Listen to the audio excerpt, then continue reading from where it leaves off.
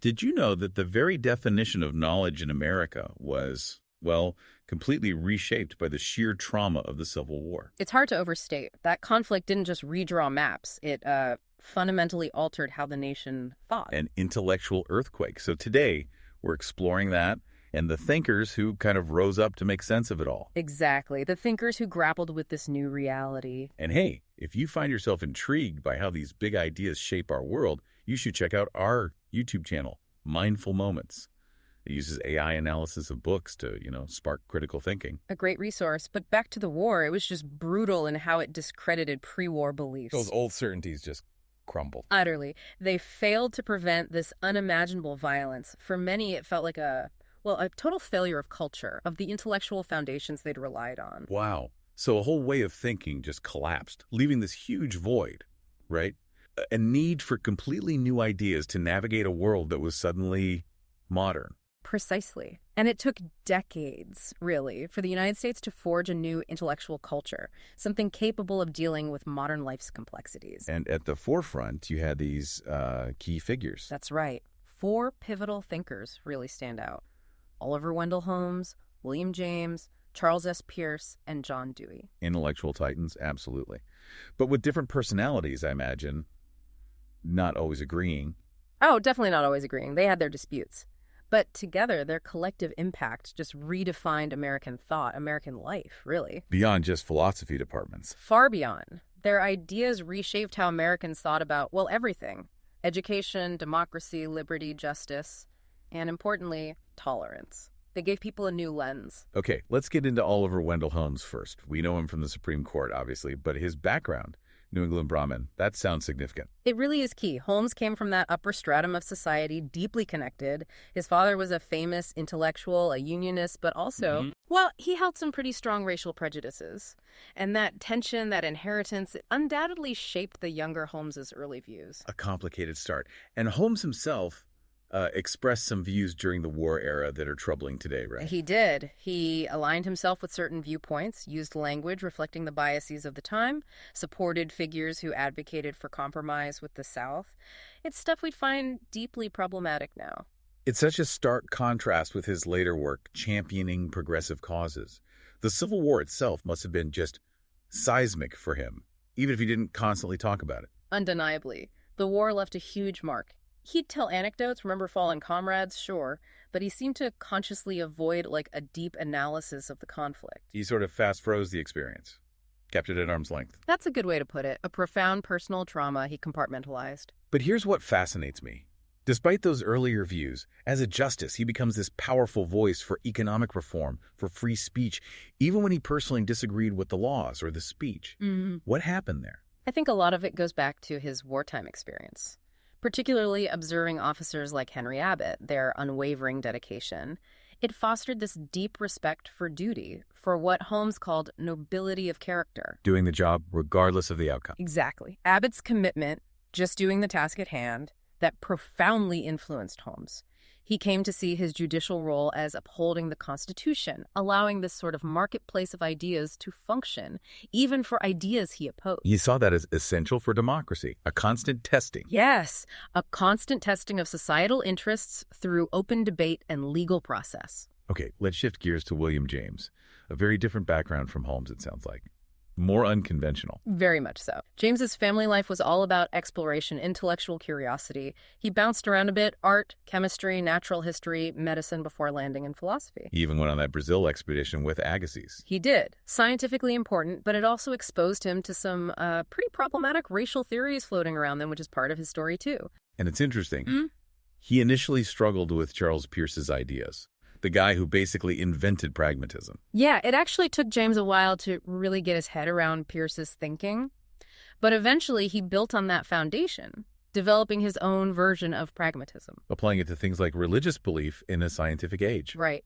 That was a key focus for James. How can belief function? How can it be meaningful when science seems to be explaining so much? So for James, pragmatism wasn't about whether a belief perfectly mirrors reality. No, not primarily. It was about the practical consequences. What does this belief do for you? Does it lead to productive action? Does it help you navigate life effectively? That was the test. A huge shift. He also explored habits, right, as neurological pathways. Yes, habits formed by experience, shaping our responses. And he was, of course, a key player in that group, the Metaphysical Club. Which brings us neatly to Charles S. Peirce. James called him a very smart fellow with a great deal of character. Sounds Peirce was brilliant, a true polymath, chemistry, math, philosophy, logic.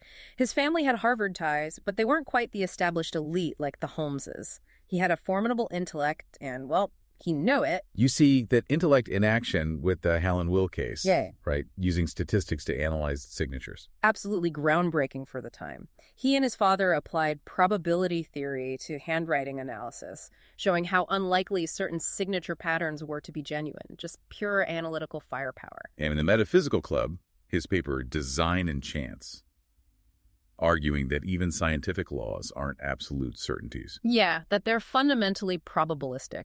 They describe what's likely, not what's inevitable. This embrace of uncertainty, of chance, was central to his whole philosophy. Such a brilliant mind, yet he struggled academically. He did, unfortunately. Despite his obvious brilliance, Peirce had a really hard time securing stable university positions throughout his life. Personality clashes, perhaps, institutional factors. It was a real struggle. Okay, and our fourth figure, John Dewey.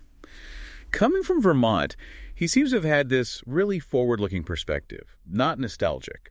Dewey was definitely not about looking backward. He was focused on the future, on grappling with modernity.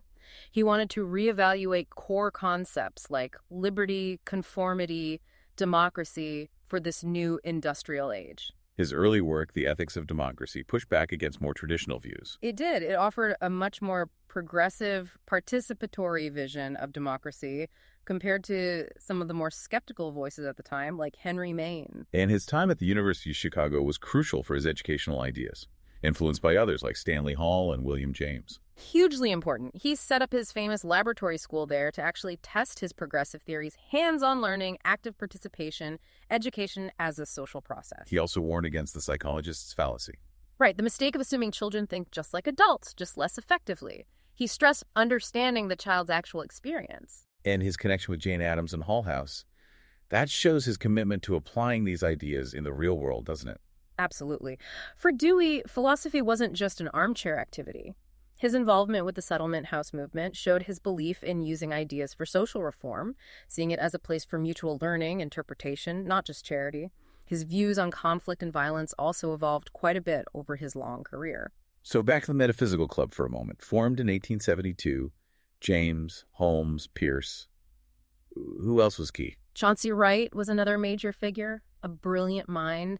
They met, as they said, to wrangle grimly and stick to the question. It was intense intellectual sparring. Wright's view of the universe as being like weather. What did he mean? He emphasized its unpredictability, its probabilistic nature.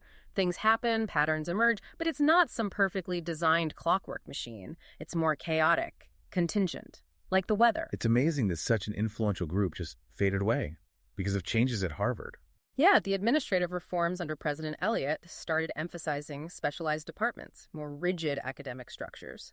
The kind of freewheeling interdisciplinary debate the club thrived on didn't fit as well anymore. It signaled a shift. Thinking about the overall impact of this whole period, this intellectual ferment, it feels like tolerance emerges as a really central value, but not just being nice. Yeah. Exactly. It wasn't just about politeness. It was a kind of pragmatic recognition stemming from Peirce's ideas about chance and James's pragmatism that we don't know everything for sure. So tolerance creates room for error, allows better ideas to maybe win out. Precisely. It's about creating the social space for different viewpoints, even errors, because that's how you test ideas. That's how you potentially arrive at more effective solutions, a stronger society. It's fostering an environment for open exchange. These thinkers, I mean, their legacy is just immense. They've fundamentally changed how we understand ourselves, our beliefs of society, still so relevant.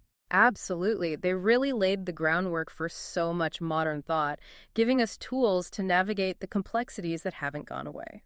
And for more chances to explore these kinds of profound ideas and hone your own critical thinking, definitely check out our podcasts and the Mindful Moments YouTube channel. Yeah, great ways to keep exploring, building on the kinds of things we've talked about today. So we really encourage you, subscribe to this show for more explorations like this one. If you found this valuable, share it with others you think would appreciate it. And consider checking out the book through the link provided. Your support really does help us continue this work. And most importantly, keep asking questions. Keep thinking critically about the ideas and the forces shaping the world around you.